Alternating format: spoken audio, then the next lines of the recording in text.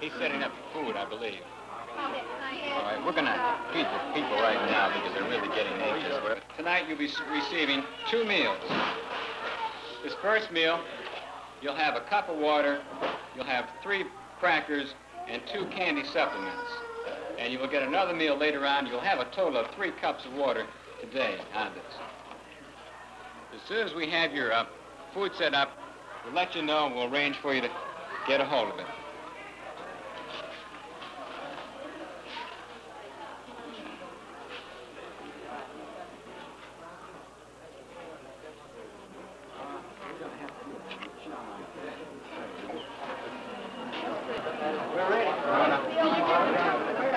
There was an element of urgency in the first feeding. The shelterees were several hours behind the anticipated schedule, due in large part to the delay by the temporary staff in the organization of the permanent staff. Many individuals had had no food for 6 or more hours by the time of the first distribution. Finally, 3 food stations were set up and operated with efficiency, utilizing a kind of assembly line technique. Let's, are you set up now? Ready to go? All right. You're all set.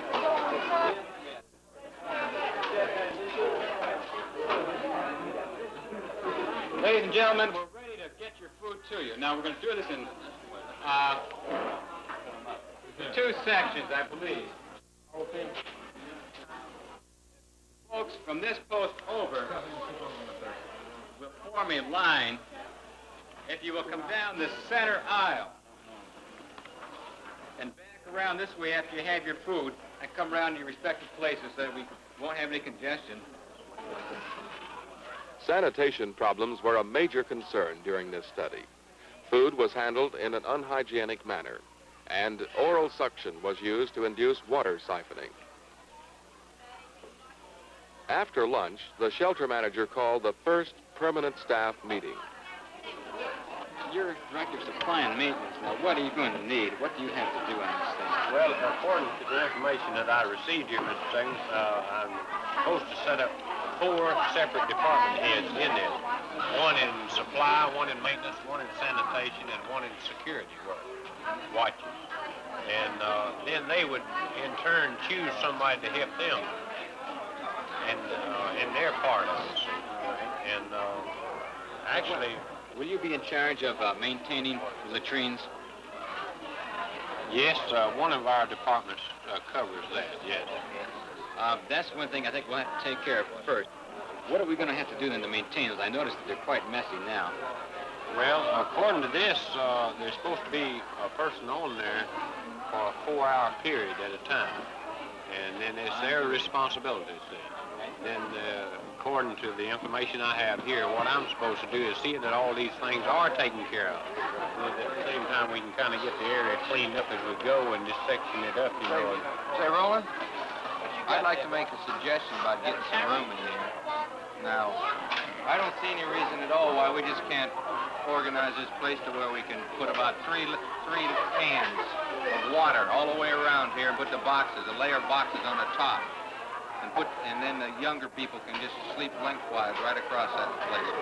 And we can take up all this space in which our water and our food is taking up. We can just drop the cans down to 1 layer, Yeah, 3 deep or 2 deep.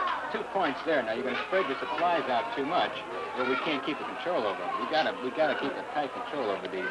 I'll tell you one thing, we have 15 too many people in our room down there. All right, we're going to get some organization, too, to get this situated, get a floor count. And I don't see where there's going to be much room up here for them to give, so we got to start thinking about some other way of getting some room.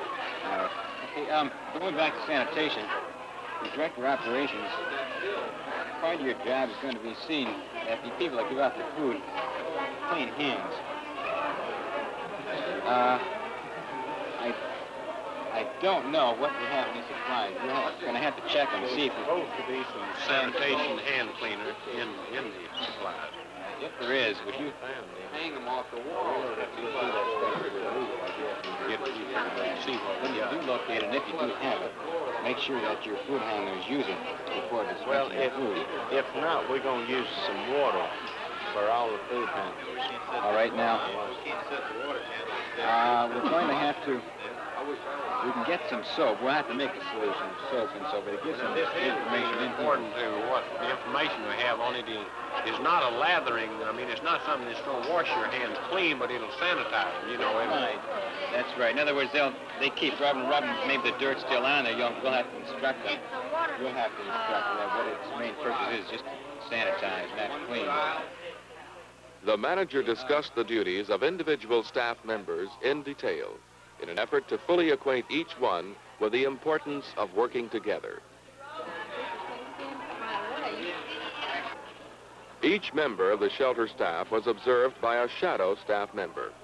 By on-the-scene yet unobtrusive observation, the handbook and shelteree's use of the handbook could be evaluated more effectively. Periodically, Dr. John Hammis, director of the research project, held capsule debriefing sessions with key shadow staff members. The shadow manager was asked if plans had been made for sleeping. No, he hasn't said a word about separating the sexes by single people or married people sleeping together or whatnot. I don't know what he intends to do.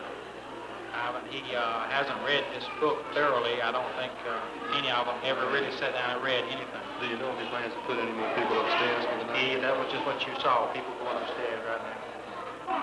Mr. Stevens, do you have any comments on what we need to do yet? Or? Some shelterees were reluctant to accept the responsibility of management.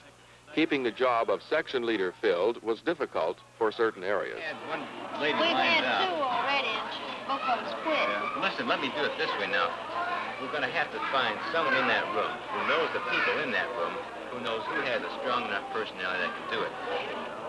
Oh, and you were also going to mention at the meeting this morning that this is a group task, that everybody is running the show, that we're not furnished people to do it. So if you have complaints, then pitch in and help. We're not trained leaders. We're not put in here by the civil defense or anything else. We just came in with the group and let them know that. Very good. What else do we have to bring up at this meeting? The advisory council called for in the handbook was never organized. Composed of section leaders and the assistant manager, the council would have been helpful to this staff. On the 6th day of the test, management responsibilities were turned over to an alternate shelter staff, which had been selected and trained according to handbook instructions. Although testing the handbook was the primary purpose of this occupancy test, there were other significant variables. This was the first time children below the age of 7 were involved in a 1-week confinement test. And for the first time, shelterees brought personal supplies they considered necessary. Most brought recreational items, toilet articles, bedding, and extra clothing. Some brought food, including cookies, candy, and chewing gum. A few even brought water. That was horrible. I mean, I didn't like the crackers and everything, and the water didn't taste very good. And I could only eat the candy, and then I got sick of it. Yeah. And the floor was hard. Concrete floor. This girl defected on the 4th day of the study for simple discomfort reasons. There were several persons who refused to stick it out. Primary shelteree discomforts were the lack of bathing facilities, the type of toilet, a dirty environment, and space limitations. The most common medical complaint was headache. Physicians reported an increase in upper respiratory infections and tonsillitis, particularly among the children, as the most significant medical problem. The results of the study prove that in-shelter training, recreation, exercise, and religious services can be successfully conducted by untrained persons using handbook material. And the management staff organization proposed in the permanent phase of the handbook is sufficient for a 300-person group. As soon as the shelterees were released, Fred Carr, project coordinator, held a debriefing session with all members.